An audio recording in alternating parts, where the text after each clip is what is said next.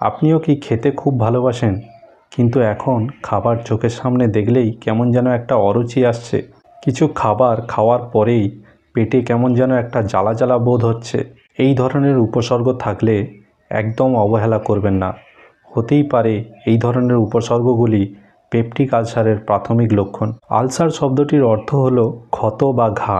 এই ক্ষত বা ঘা পরিপাক যন্ত্রের বিভিন্ন অংশেই হতে পারে, যা থেকে পরবর্তীকালে নানা রকমের জটিলতার সৃষ্টি হতে পারে। এই আলসার থেকেই কিন্তু পরবর্তীকালে হতে পারে গুরুতর সমস্যা। তাই আলসার সম্পর্কে শুরু থেকেই সচেতন হওয়া উচিত। পেপটিক আলসার সাধারণত দুই রকমের হয়ে থাকে। একটি হলো পাকস্থলীর আলসার এবং অপরটি হলো ডিওডেনাম বা ক্ষুদ্রান্তের প্রথমাংশের আলসার। আলসার কথাটি শুনে একদম ভয় পাবেন না। আলসার আর 5টা সাধারণ রোগের মতোই সাধারণ একটি রোগ। প্রাথমিক পর্যায়েই এই রোগের সঠিক